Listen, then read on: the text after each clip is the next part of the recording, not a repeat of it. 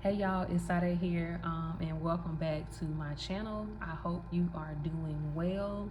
Happy New Year. I don't think I've posted a video since it's been 2025. I don't think so, but regardless, Happy New Year. I hope things are going well so far. Um, so yeah, this video, I wanted to talk about feeling lonely. If you are a victim of abuse, or hell, if you're living in general, then you probably at some point in your life, if not now, um, feel lonely. Maybe you're trying to overcome it. If so, this is most definitely that video. I just wanted to share from my point of view two reasons why I like being alone, um, and also how I've been overcoming those feelings of loneliness by really putting myself out there. The first reason I desire to be alone is because it makes me feel safe. Um, Being alone, it makes you feel safe because one can assume that by being alone, you sort of lessen the chances of being hurt by others. But I will say this because, of course, I have a rebuttal for that. Not necessarily. I mean, it could seem that way, but that's not always the case because people can find ways to hurt you regardless. For example, as far as my life is concerned, I think I may have shared this story on this channel before. I'm not necessarily sure. If I have, I'm sorry for sharing it again, but hey, I'm gonna share it again just cause why not?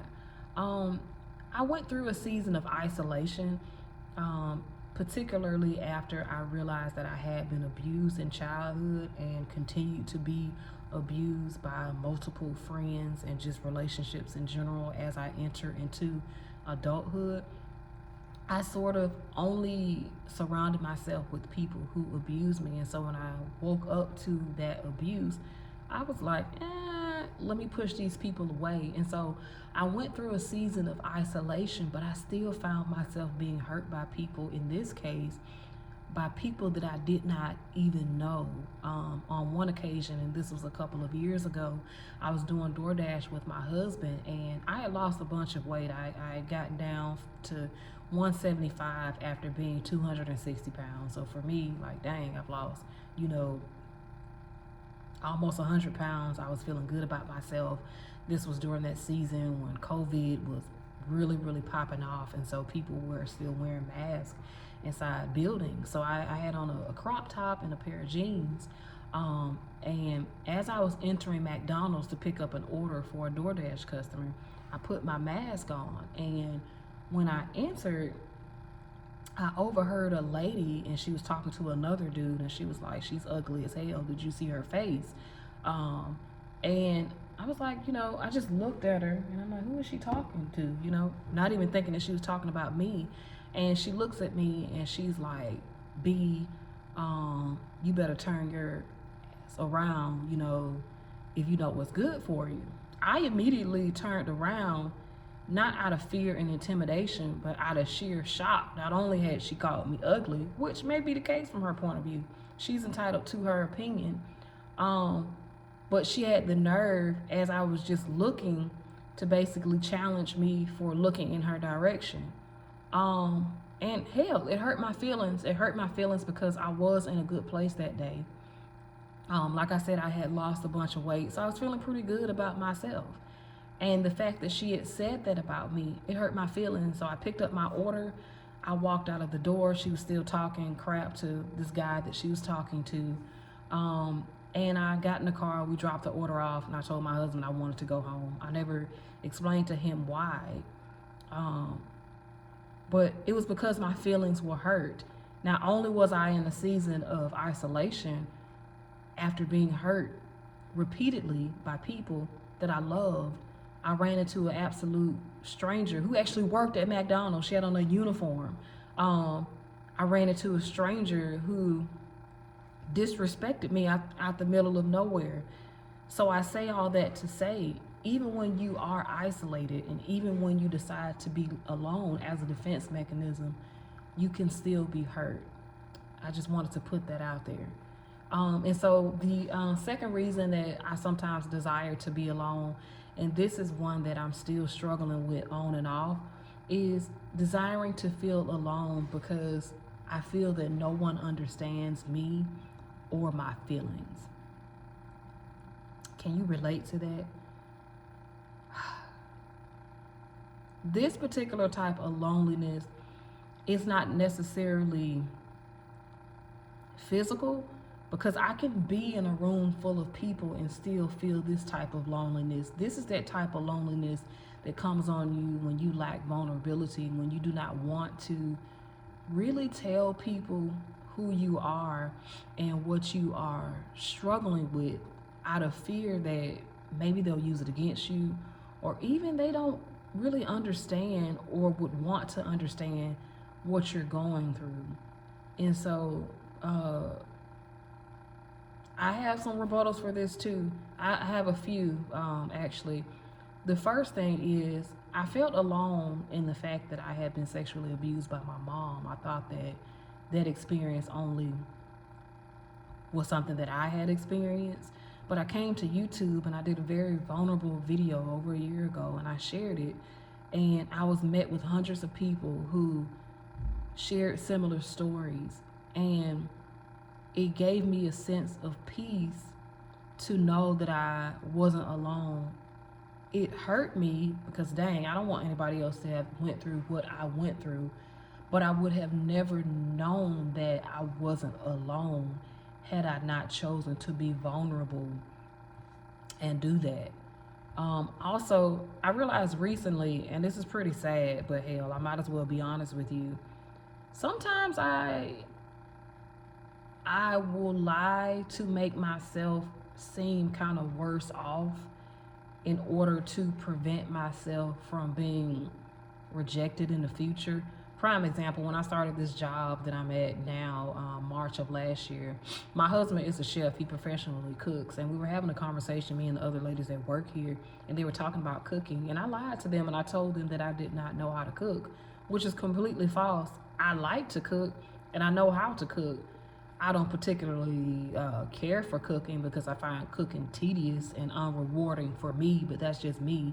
But I know how to cook, and I know how to cook well. My husband asked me to cook a lot, actually. And I've had people taste my food and they enjoy my food. The reason I told them I could not cook is because I didn't want to get further down the line and they asked me to cook and then they not like my food.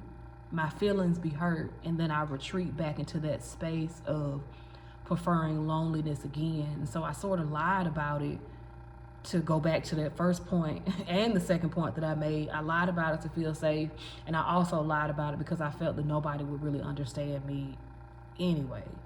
And that's Sade at 37. Have you ever lied to make yourself seem sort of, I don't want to say worse off, but to not self-promote just so you don't have to prove yourself later? Well, that's what I did. And I'm sharing that with you. But I just want to say that the absence of vulnerability, it sort of boxes us in and prevents us from getting the love and the care that we truly desire.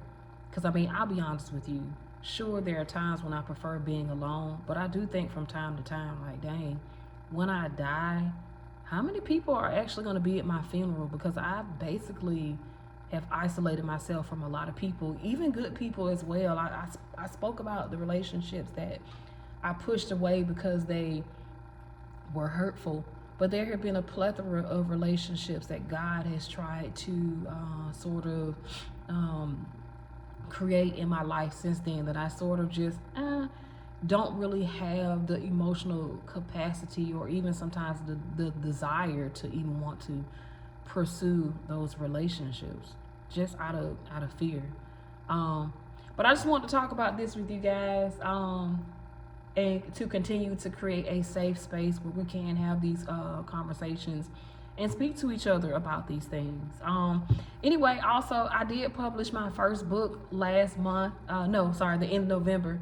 It's on Amazon. It's called People Are Evil. It talks about my experience getting to know God, and also being exposed to the people in my life that were mistreating me, the people that I thought were my friends who actually weren't. I want to add one more thing too about the subject of loneliness. Most of the things that we acquire in life is through relationships with other people. When you go get a job, sometimes you could end up cultivating a promotion just by having a genuine relationship with the people that you work with. Maybe you are friendly to your manager, and he notices your work ethic and stuff like that, and he eventually promotes you, to a higher position and stuff like that. That's just one of, I'm pretty sure, a bunch of examples that you could even come up with on your own of how having relationships creates opportunities for us to move forward in life. So I just wanted to share that, not just for you, but for me too, because I have to mentally pump myself up too, to stop pushing people away and stop creating this box around myself that prevents me from getting the love and the support that I desire from people. So anyway, I hope this video was a blessing to you as it was a blessing to me, and I will talk to you guys soon. Bye.